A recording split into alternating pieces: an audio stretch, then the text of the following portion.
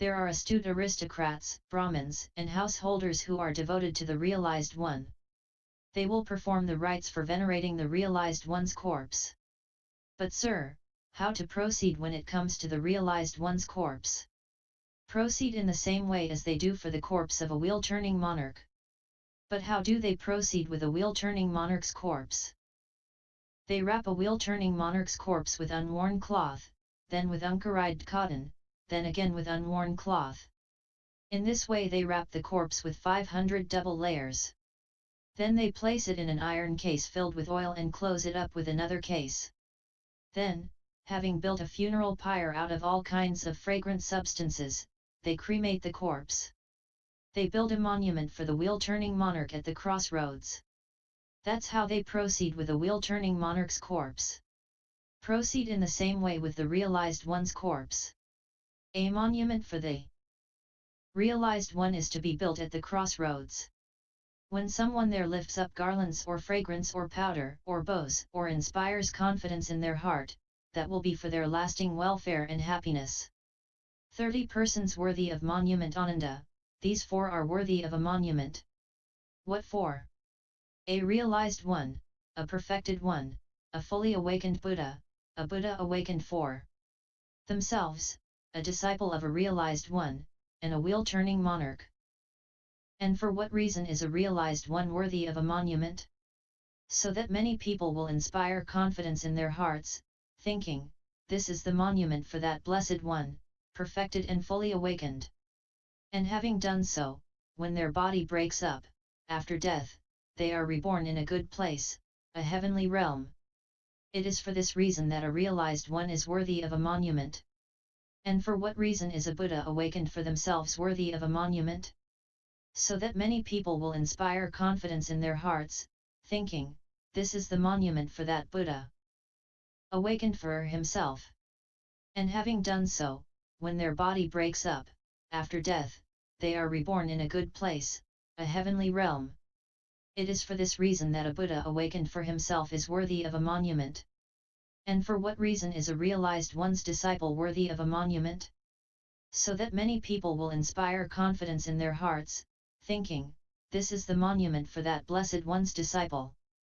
And having done so, when their body breaks up, after death, they are reborn in a good place, a heavenly realm. It is for this reason that a realized one's disciple is worthy of a monument. And for what reason is a wheel-turning monarch worthy of a monument? So that many people will inspire confidence in their hearts, thinking, this is the monument for that just and principled king. And having done so, when their body breaks up, after death, they are reborn in a good place, a heavenly realm. It is for this reason that a wheel-turning monarch is worthy of a monument. These 4 are worthy of a monument. 31 Ananda's incredible qualities. Then Venerable Ananda entered a dwelling, and stood there leaning against the doorjamb and crying, oh! I'm still only a trainee with work left to do, and my teacher's about to become fully extinguished, he who is so kind to me. Then the Buddha said to the mendicants, Mendicants, where is Ananda? Sir, Ananda has entered a dwelling, and stands there leaning against the doorjamb and crying, oh! I'm still only a trainee with work left to do, and my teacher's about to become fully extinguished, he who is so kind to me. So the Buddha said to a certain monk, please, monk, in my name tell Ananda that the teacher summons him.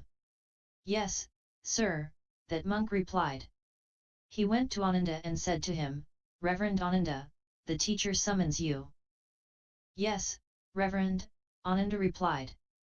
He went to the Buddha, bowed, and sat down to one side. The Buddha said to him, Enough, Ananda. Do not grieve, do not lament. Did I not prepare for this when I explained that we must be parted and separated from all we hold dear and beloved?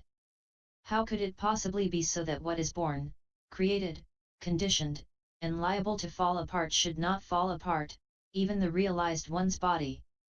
For a long time, Ananda, you've treated the realized one with deeds of body, speech, and mind that are loving, beneficial, pleasant, wholehearted, and limitless. You have done good deeds, Ananda. Devote yourself to meditation, and you will soon be free of defilements. Then the Buddha said to the mendicants, the Buddhas of the past or the future have attendants who are no better than Ananda is for me. Ananda is astute, he is intelligent. He knows the time for monks, nuns, laymen, laywomen, kings, ministers, religious founders, and the disciples of religious founders to visit the realized one. There are these 4 incredible and amazing things about Ananda. What for? If an assembly of monks goes to see Ananda, they're uplifted by seeing him and uplifted by hearing him speak. And when he falls silent, they've never had enough. If an assembly of nuns, laymen, or laywomen goes to see Ananda, they're uplifted by seeing him and uplifted by hearing him speak. And when he falls silent, they've never had enough. These are the 4 incredible and amazing things about Ananda. There are these 4 incredible and amazing things about a wheel-turning monarch. What for? If an assembly of aristocrats goes to see a wheel-turning monarch, they're uplifted by seeing him and uplifted by hearing him speak. And when he falls silent, they've never had enough. If an assembly of Brahmins, householders, or ascetics goes to see a wheel-turning monarch, they're uplifted by seeing him and uplifted by hearing him speak. And when he falls silent, they've never had enough. In the same way, there are those 4 incredible and amazing things about Ananda. 32 Teaching the discourse on Mahāparinibbāna. When he said this, Venerable Ananda said to the Buddha, Sir, please don't become fully extinguished in this little hamlet, this jungle hamlet, this branch hamlet. There are other great cities such as Kampa, Rajagaha, Savatthi, Saketa, Kozambi, and Benares. Let the Buddha become fully extinguished there. There are many well-to-do aristocrats, Brahmins, and householders there who are devoted to the Buddha. They will perform the rites of venerating the realized one's corpse. Don't say that Ananda. Don't say that this is a little hamlet, a jungle hamlet, a branch hamlet. Once upon a time there was a king named Mahāparinibbāna who was a wheel-turning monarch, a just and principled king. His dominion extended to all 4 sides, he achieved stability in the country, and he possessed the 7 treasures.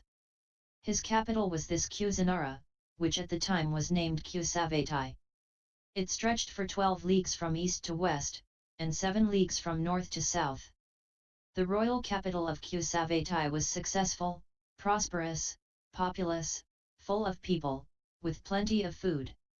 It was just like Alokamanda, the royal capital of the gods, which is successful, prosperous, populous, full of spirits, with plenty of food. Kusavatai was never free of 10 sounds by day or night, namely, the sound of elephants, horses, chariots, drums, clay drums, arched harps, singing, horns, gongs, and handbells, and the cry, eat, drink, be merry, as the 10th.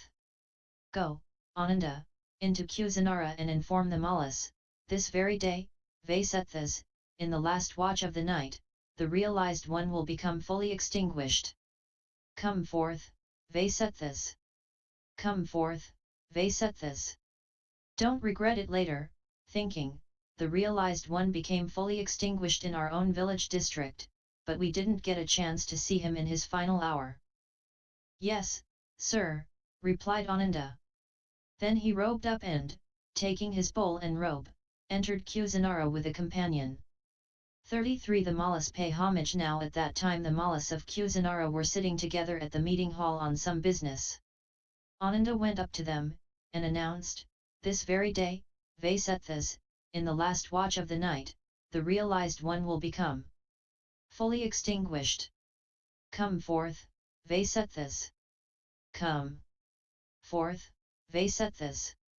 Don't regret it later, thinking, the realized one became fully extinguished in our own village district, but we didn't get a chance to see him in his final hour. When they heard what Ananda had to say, the Mallas, their sons, daughters-in-law, and wives became distraught, saddened, and grief-stricken. And some, with hair disheveled and arms raised, falling down like their feet were chopped off, rolling back and forth, lamented, "Too soon the Blessed One will become fully extinguished. Too soon the Holy One will become fully extinguished. Too soon the seer will vanish from the world."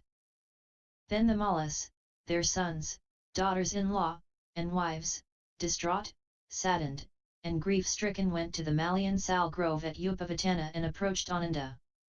Then Ananda thought, if I have the Mallas pay homage to the Buddha one by one, they won't be finished before first light. I'd better separate them family by family and then have them pay homage, saying, "Sir, the Malla named so and so with children, wives, retinue, and ministers bows with his head at your feet." And so that's what he did. So by this means Ananda got the Mallas to finish paying homage to the Buddha in the first watch of the night. 34 On Subhada the wanderer. Now at that time a wanderer named Subhada was residing near Kusinara. He heard that on that very day, in the last watch of the night, the ascetic Gotama would become fully extinguished. He thought, I have heard that Brahmins of the past who were elderly and senior, the teachers of teachers, said, only rarely do realized ones arise in the world, perfected ones, fully awakened Buddhas. And this very day, in the last watch of the night, the ascetic Gotama will become fully extinguished. This state of uncertainty has come up in me. I am quite confident that the Buddha is capable of teaching me so that I can give up this state of uncertainty. Then Subhada went to the Malayan Sal Grove at Upavattana, approached Ananda, and said to him, Master Ananda, I have heard that Brahmins of the past who were elderly and senior, the teachers of teachers, said, only rarely do realized ones arise in the world, perfected ones, fully awakened Buddhas. And this very day, in the last watch of the night, the ascetic Gotama will become fully extinguished. This state of uncertainty has come up in me.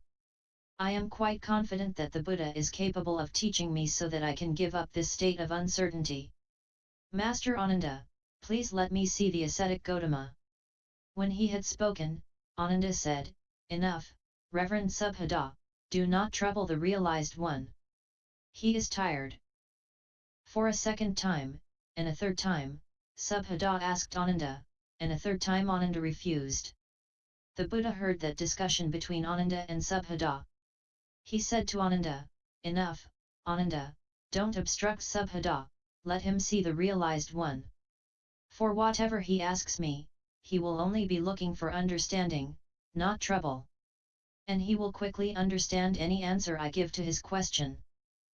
So Ananda said to the wanderer Subhada, Go, Reverend Subhada, the Buddha is taking the time for you.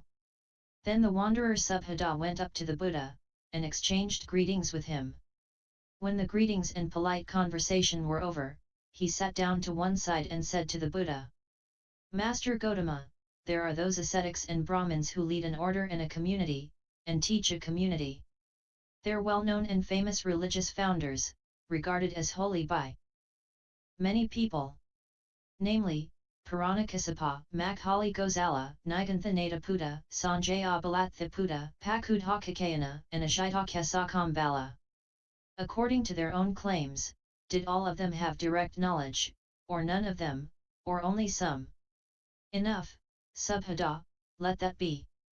I shall teach you the Dhamma. Listen and pay close attention, I will speak.